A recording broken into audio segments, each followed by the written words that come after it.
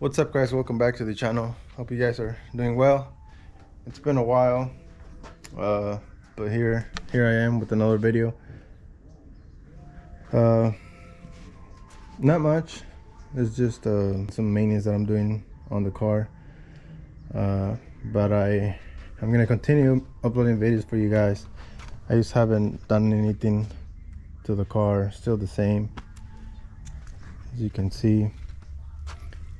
I did sell the front skinnies, the Hoosiers and the VMS wheels. I sold everything. I'm gonna go with a different wheel setup. But yeah, nothing much. I'm gonna mount my wheels, my tires this weekend. I got some Hoosiers that I'm gonna be installing. Those are full slick, so never driven a car with full slick, so we'll see what happens. I'm sure the car's gonna hook for sure. But yeah, the car's gonna hook. I'm pretty sure it has to hook. But now it's making a lot more power, a lot more torque, so we're gonna see what it runs. I should run 10s for sure. The only thing that people were telling me is that slicks on automatic cars like this one, they can slow you down. So they can slow you down by 3 to 4 mile an hour. So we'll see what happens. I just want to get this car to hook. If I can hook, it'll run 10s for sure. So yeah, not much. Like I said, so I went ahead and purchased some motor mounts. Here I have the new motor mounts. I got these from eBay. As you can see, eBay motor mounts. And take a look at the old worn out motor mounts.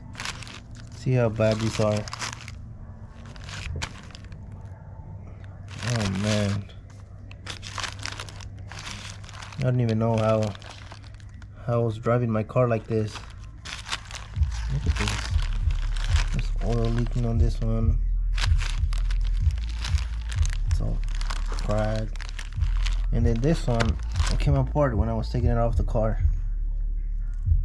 See all this? I don't even know why I didn't change these earlier. So yeah, so I'm gonna show you guys what I did to remove my motor mounts. It's fairly easy. I don't know if it's gonna be the same thing for the F-types, the XKs or the XJs, but if you have an XF, it should be the same thing. So first, I got the car on some ramps, and then I went ahead and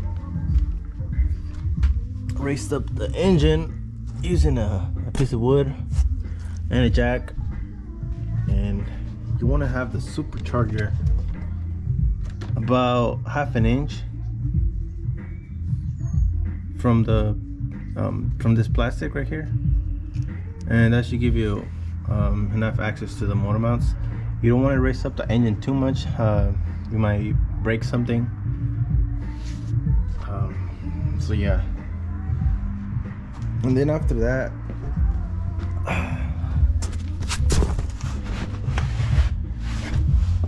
so here we are underneath the car. For the passenger side, I went ahead and removed this bracket, so the motor mount goes in here, and then you have to remove those 2 bolts, and then there's another 2 bolts to remove this bracket. And then it's fairly easy. There's 1 bolt right here, another one right there, and then the other 2 on the bottom. And I believe these are 15mm bolts. Let me confirm that. Where's that? Okay, so it's not a 15mm, it's a 13mm. So the 15mm, that's the one for the motor mount. Where's it at? So there's a bolt right here. Oh my, there's a bolt right there to remove the motor mount.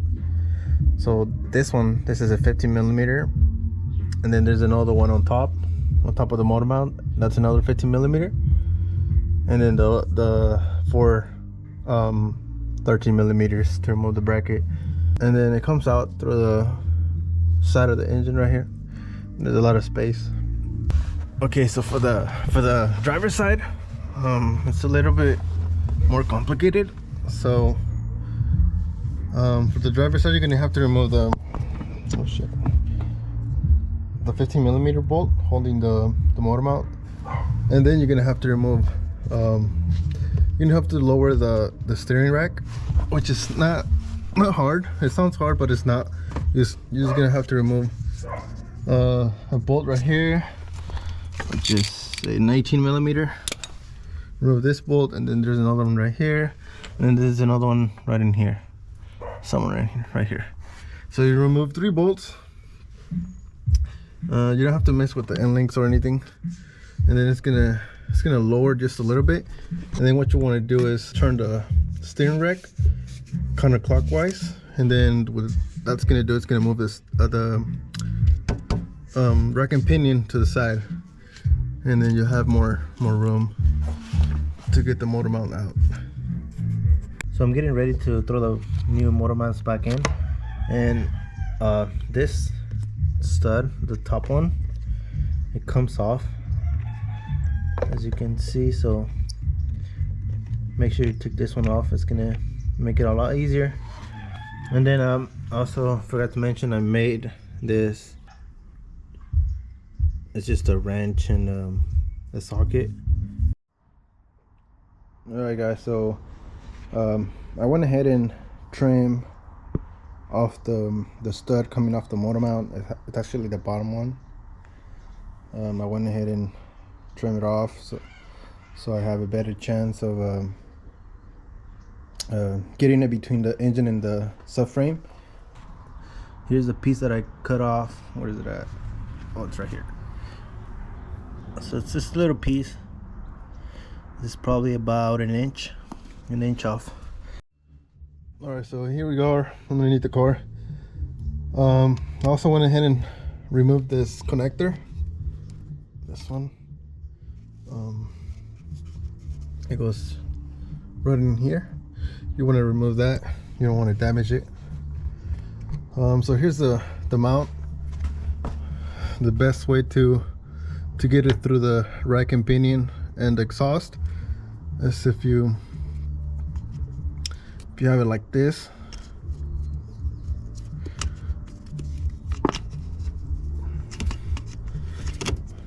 Or let's flip it around.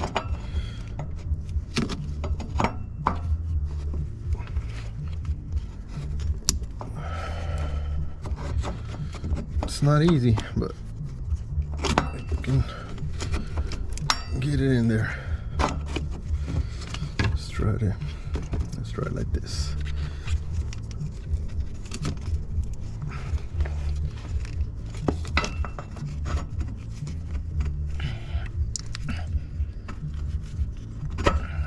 There it is.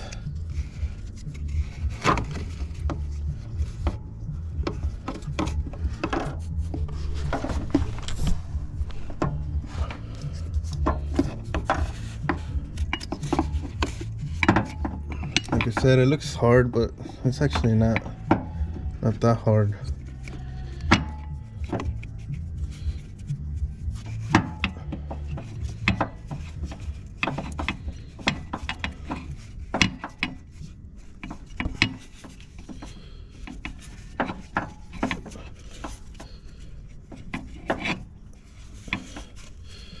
Okay, so it looks like I am gonna have to raise up the engine just a tiny bit.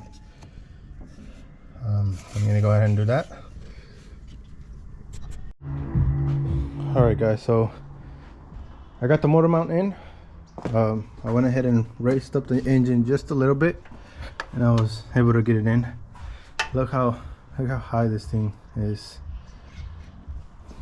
So it's probably around half an inch away from this plastic. Like I said, you don't want to go too much, you might damage something, but this is how much you need to raise up the engine in order to get the motor mount fitted.